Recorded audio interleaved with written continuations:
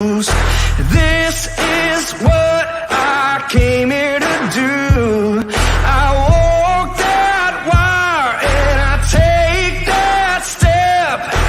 Won't look down, got no regrets. Won't look down, got no regrets. I was made for this. I was made for this. Born in the wild, formed in the fire, built for the battle. Oh, I was made for this. I was made for this. The mind over matter, silence the doubters. I have the power. Oh, I was made for this.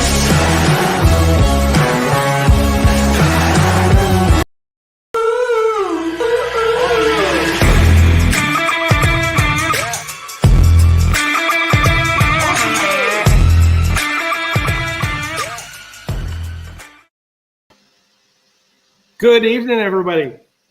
Looks like we are live. Thank you all for joining me. I'm Loren Culp, and this is Common Sense. I just barely made it. Thanks for putting up with me rescheduling this for 7:30 instead of 7 o'clock. You would not believe, but I just literally got in here not too long ago, and I'm glad to be with you. Thankfully, we have a good director, sound guy, video guy, and lighting guy to make this actually happen.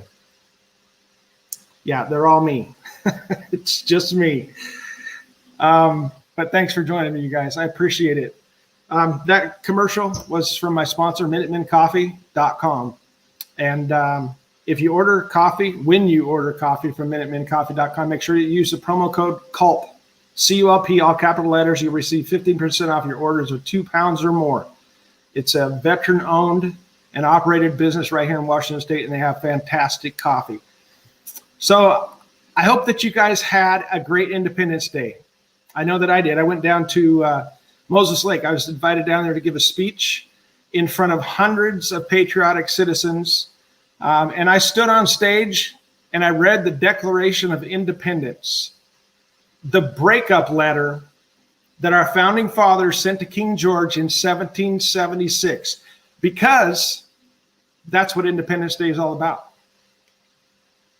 That's when our country broke up, sent a Dear John letter to the King of England and said, no more. We're not taking it anymore. Pretty cool. If you get a chance, read the Declaration of Independence. It's one of the most beautiful written documents ever in history. So we are live. That is amazing. Technology is great, you know, when you get it figured out. As you can tell, it's a little warm here, but we're dealing with it. So on tonight's show, let me jump over here to the comments real quick. Make sure that everybody can hear me. I don't see anybody screaming and hollering. I can't hear you. I'd hate to do a whole show like that. Can you imagine? Okay, looks good. No, don't click on end broadcast. So on tonight's show, I'm going to talk about the cowardly lions that are RINOs and Democrats. And I also want to bring to your attention a small farm supply business in Othello, Washington called Saddle Mountain Farm Supply. And let's just start with that. I'll tell you what happened. So I found out about this farm supply company over the weekend. I was getting gas here in Republic, and a guy pulled up next to me at the other pump. He saw me, he got out, he walked over to me, said he recognized me, and he wanted me to know how our state was treating him. And it turns out he is the owner with his wife of a small mom and pop farm supply company. They've got one employee in Othello, and he believes in freedom and liberty. And he refused to force his customers to wear a mask. You know, and his customers are farmers, right? When they came into his shop, his supply company, to get the supplies that they needed, he did not become a dictator and tell them that they had to wear a mask. Now, he also told Elle and I that they were not welcome on his private property. So what did they do? He was fined $96,000 by Inslee's weaponized goons at L&I without them even visiting his business. He's been in business for years. Now he's been in a court battle with them for months, and it's cost him thousands of dollars. The last judge that he was in front of lowered the fine from $96,000 to $24,000. Still a lot of money for a business that he and his wife run. He's a family man raising 3 daughters with his wife, and they're trying to make ends meet by supplying farmers with products they need to feed the world.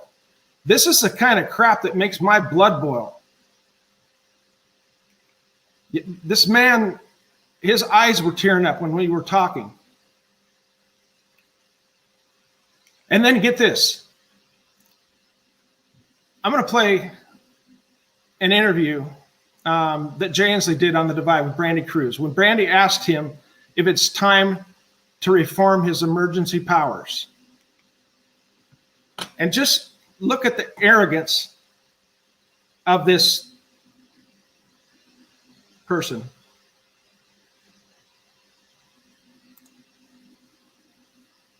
See if I can pull this up here.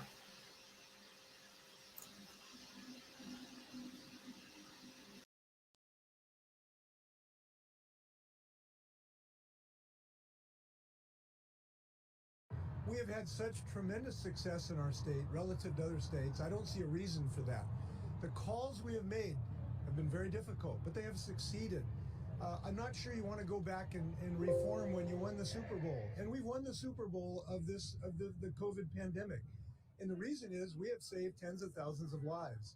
The decisions we have made, the decisions of business owners and families, means that tens of thousands of people are alive today. I'm not sure I want to reform a system that won the Super Bowl.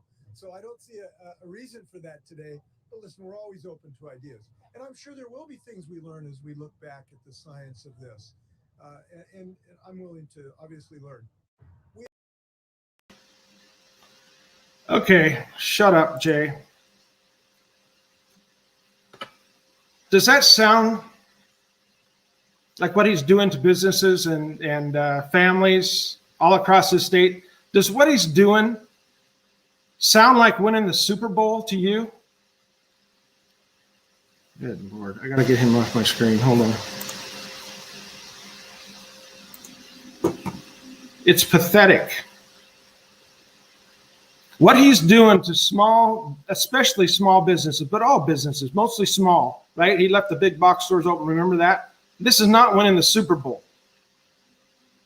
He's destroying small businesses, ruining families, ruining lives, keeping our kids out of school, increases taxes, suicides are up, crime is up, drug overdoses are up, unemployment's up. And his administration sent millions to foreign scammers, and his agency head responsible for that got a cush job in the Biden administration. All of that without mentioning apple maggots. Does that sound like a Super Bowl winner to you? It's pathetic. All fines on businesses could be waived with the stroke of a pen, and they should be. But he's drunk on power. And power once given is never voluntarily given back when you want to be a dictator like Jay Inslee wants to be. Saddle Mountain Farm Supply in Othello, Washington. Look them up.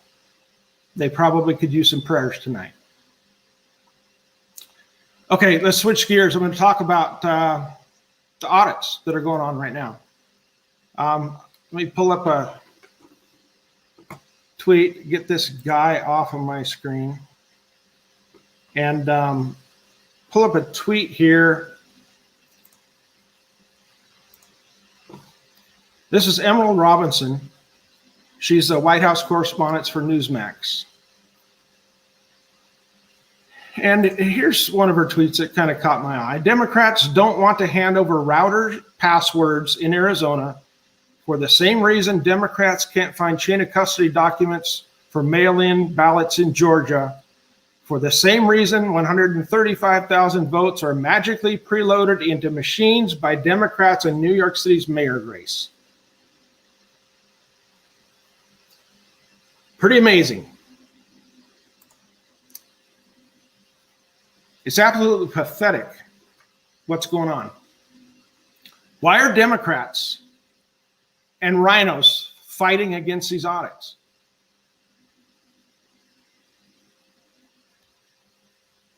Why?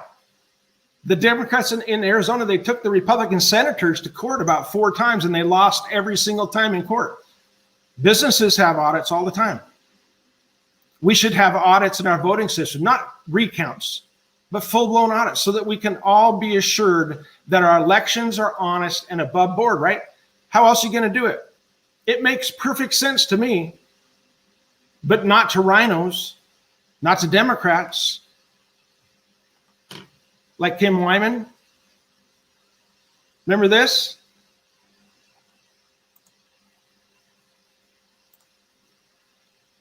An election task force briefing over what's happening in Arizona. And Madam Secretary, you see like flashing, red warning signs and sirens here based on what's happening in Arizona. Why?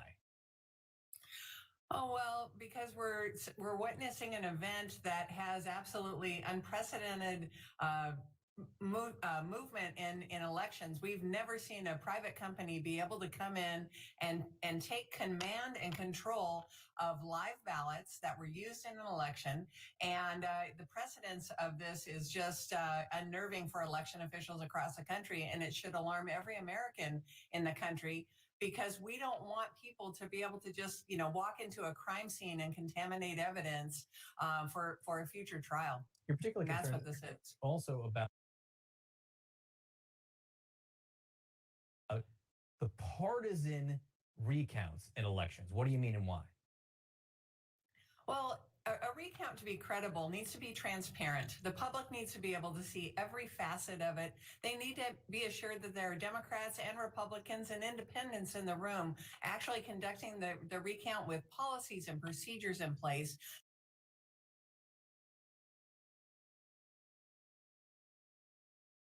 So that everyone knows what's happening, and if they find a discrepancy, they can all agree that there's a problem. But what's happening in Arizona, no one knows, because no one can actually watch it.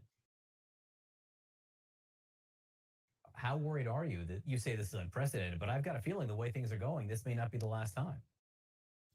Well, I'm worried because now they've given a new playbook to campaigns and political parties, and make no mistake, this won't stop with the Republican Party. What we could see, down the road is whatever political party's in charge of a state legislature, if they don't like the outcome of an election, then let's just go ahead and make up an audit, make up a process, make up some sort of review, and the public will not be well served, and the public will have trouble having any confidence in those results. Finally, you've made clear you think that the former President Donald Trump suppressed Republican vote. How so?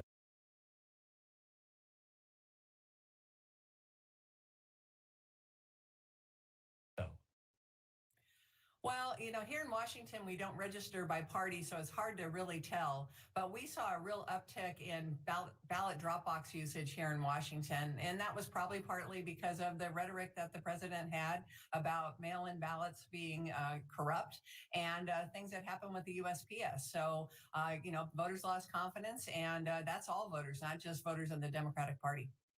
Kim Wyman, Secretary of State in Washington, thank you so much. Off my screen. Okay, on one hand, she says that comments made by President Trump suppress votes, but then she says that she saw a huge uptick in ballots. So which is it? They're running scared. So we will see, right? Arizona, the audits are supposed to be the audit is done. They are working on the back end and getting the report. Should be out sometime in August, from what I hear. So that will tell us what's going on. And I'm sure that CNN and people like Kim Wyman will be on TV screaming and crying about how crooked it is, when the whole thing was on security cameras that anyone in the world could watch. Pretty amazing, right?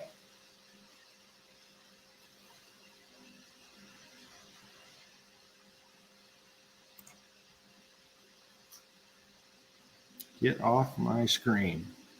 So stay tuned, folks.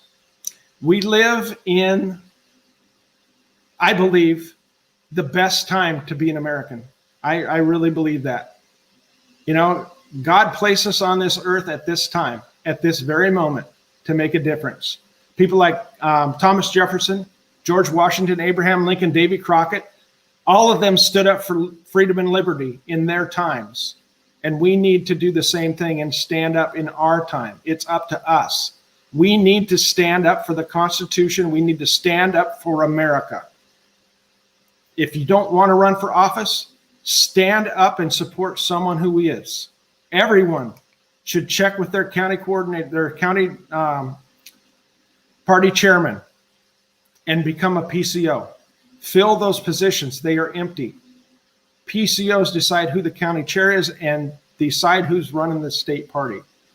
We need constitutional conservatives, individual freedom and liberty-minded people to stand up and be a PCO in your county.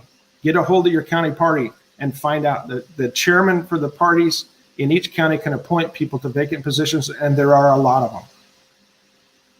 Seriously, we have to be engaged. We cannot sit on the sidelines. I know that if we work together, we can take our state back. We can take our country back. So stay tuned to what's going on. OAN and Newsmax is where I get my news. And Tucker Carlson. So stay active, stay tuned, stay informed, share with your friends, get active in this fight. We have to. Please share this with your friends. God bless you guys. Thank you very much for tuning in, and I will see you again next Tuesday night. Take care, you guys.